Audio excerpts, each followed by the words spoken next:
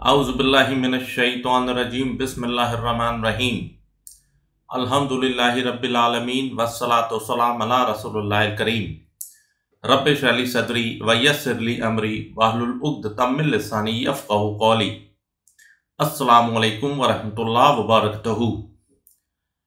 Dear viewers, मैं इस vlog से एक बहुत अहम मसला लेकर आया हूँ जो अमूमन हमारी मस्जिदों में हर जुमा को होता है, और इत्तेफाक की बात है कि आज भी जुमा है और इंशाअल्लाह इस वीलॉग को देखने के बाद जिन लोगों में थोड़ी सी भी इस बारे में कोई खदशा हो वो अपने आमाल को, वो अपने तरीके को सुधारें ताकि उनका जो तरीका है वो मोहम्मद सल्लल्लाहु अलैहि वसल्लम के से जलब करे के हिसाब से हो, ना कि उस तरीके से कि जिस तरीके से जो उम्मत में राइज है और जो अवामुन्नास को मालूम है, जिसका ना कोई सुन्नत से कोई मतलब है और ना ही कोई कुरान मजीद की आयत से कोई मतलब है।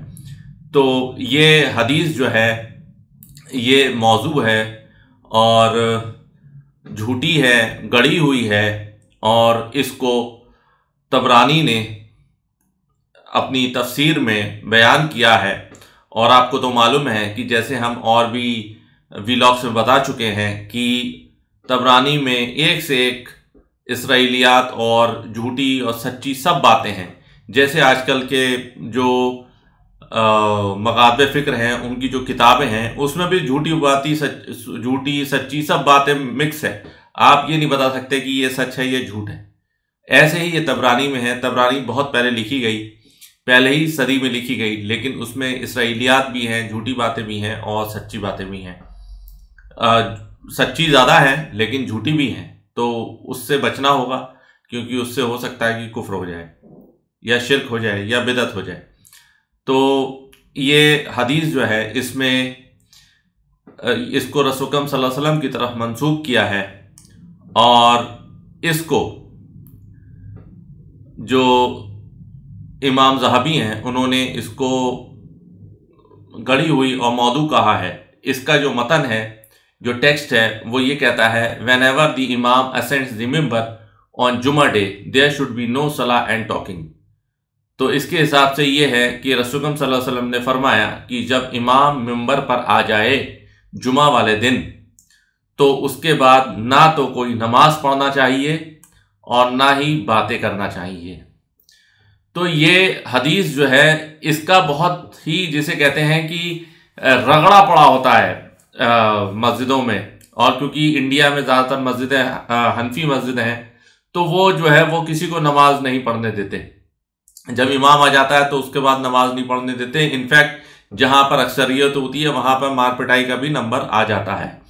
तो हम देखते आइए कि नमाज ना पढ़ना इमाम जब मिंबर पर आ जाए तो वो सही है, या फिर मस्जिद में नमाज पढ़ना जब मस्जिद में एंटर हो तो वो सही है या नहीं है। तो सबसे पहले ये इससे शुरू करते हैं कि वो जो लोग नमाज पढ़ते हैं वो नमाज पढ़ते हैं कि वो कौन सी नमाज पढ़ी जाती है।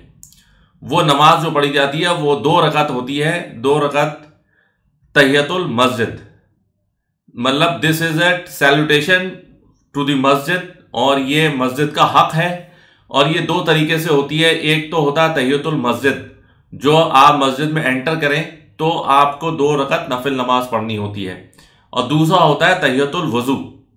जब आप नमाज पढ़ें, जब आप वज़ू करें, वज़ू करने के बाद 2 रकात नमाज तहियतुल वज़ू आप पढ़ लें, तो इसकी बहुत फजीलत है। एक तो मस्जिद का हक है, दूसरा अगर वज़ू करें और वज़ू के बाद आपने जो है वो नमाज तहियतुल वज़ू पढ़ ली, तो रसूल अकरम सल्लल्लाहु अलैहि वसल्लम का कौल है कि रसूल अकरम सल्लल्लाहु अलैहि वसल्लम ने जब मिराज पर थे तो आप सल्लल्लाहु अलैहि वसल्लम ने बिलाल रदी अल्लाह अन्हु की जो है वो कदमों की आवाज़ सुनी। तो रसूल अकरम सल्लल्लाहु अलैहि वसल्लम ने बिलाल रदी अल्लाह अन्हु से पूछा कि तुमने ऐसा कौन सा अमल किया जो तुम इस जन्नत में पहुंचे। तो रसूल अकरम सल्लल्लाहु अलैहि वसल्लम, तो बिलाल रदी अल्लाह अन्हु ने अन्हु ने रसूल अकरम सल्लल्लाहु अलैहि वसल्लम को फरमाया कि मैं तहियतुल वुजू में पढ़ता हूँ। जब भी मैं वुजू करता हूँ तो मैं कोशिश करता हूँ कि मैं वुजू में रहूँ, और जब वुजू करता हूँ तो मैं तहियतुल वुजू पढ़ता हूँ। तो ये इसकी इतनी फजीलत है। और ऐसी ही फजीलत जो है वो तहियतुल मस्जिद की है कि जब आप तहियतुल मस्जिद में एंटर हों तब आप तहियतुल मस्जिद पढ़ें 2 रकअत नमाज। और अगर जो जमात खड़ी हुई है तो फिर आपको पढ़ने की ज़रूरत नहीं है, आप सीधा जो जमात में जो है वो फ़र्ज़ पढ़िए।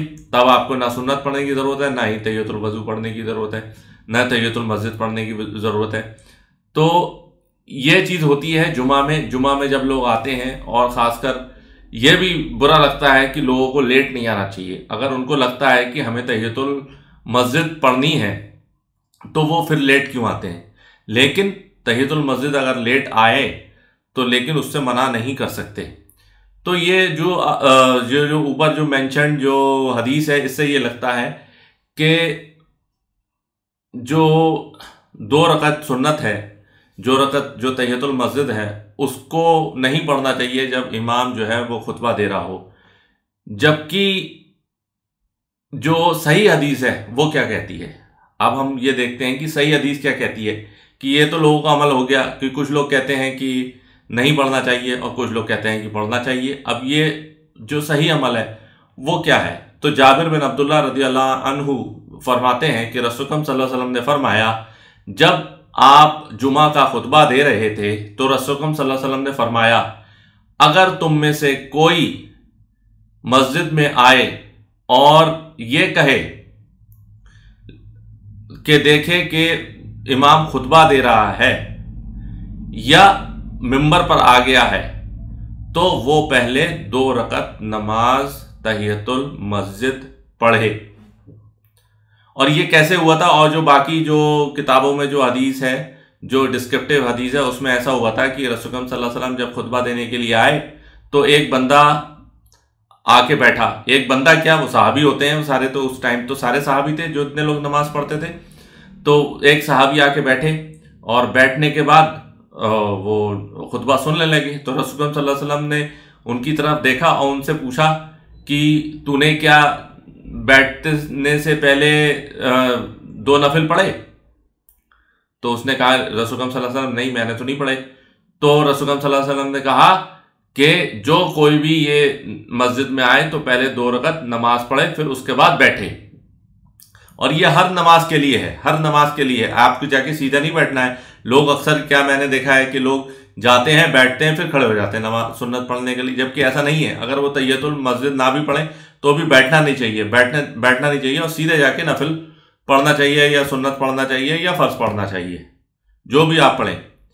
तो रसूल सल्लल्लाहु अलैहि वसल्लम ने फरमाया कि जब कोई भी मस्जिद आएगा तो पहले 2 रकअत नमाज पढ़ेगा और उसके बाद फिर बैठेगा। अब ये जो हमारे हनफी भाई हैं, ये क्या कहते हैं, ये कहते हैं कि हो सकता है, मतलब ये तो जो चीज हदीस में ओपनली जो दिख रही होती है ना, उसको नहीं मानेंगे। ये अपने और एक से एक जो है वो अपनी बहानेबाजियां और जो है हीलाबाजियां शुरू कर देते हैं। क्योंकि तो इनका तो काम है अपने इमाम को डिफेंड करना। ये गोलकीपर है अपने मकातबे फिक्र के, तो ये गोलकीपर तो कभी अपना सेल्फ गोल करता नहीं है, तो ये जो है डिफेंड करने लगते हैं अपनी उल्टी सीधी बातों से। और ये इनका सबसे ज्यादा वो इंपॉर्टेंट क्या है, जो सबसे ज्यादा राइज है, जो सबसे ज्यादा कॉमन इसका एक्सप्लेनेशन क्या है कि हो सकता है उन सहाबी ने फजर की नमाज ना पढ़ी हो, तो रसूल सल्लल्लाहु अलैहि वसल्लम ने उनसे कहा हो कि तू फजर की नमाज नहीं पढ़ी थी, तू फजर की नमाज पढ़ ले। अब तो ना तो इसमें फजर की नमाज का जिक्र है और ना ही इस हदीस में किसी और नमाज का जिक्र है। इसमें तहियतुल मस्जिद का जिक्र है। और शर्म आना चाहिए उन लोगों को जो ये सोचते हैं कि वो सहाबी ने फजर की नमाज नहीं पढ़ी और जुमा हो गया और तब तक उसने नमाज नहीं पढ़ी थी। कितना बड़ा ये बुहतान है जो सहाबा कराम पे लगाते हैं, सिर्फ अपने बाबे की मोहब्बत, अपने बुजुर्गों की मोहब्बत, झूठी मोहब्बत।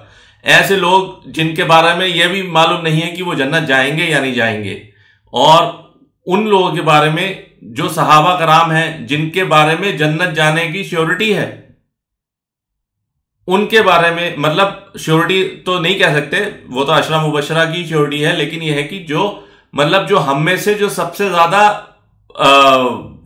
चांसेस हैं जिसके जन्नत में जाने के, वो सहाबा कराम है।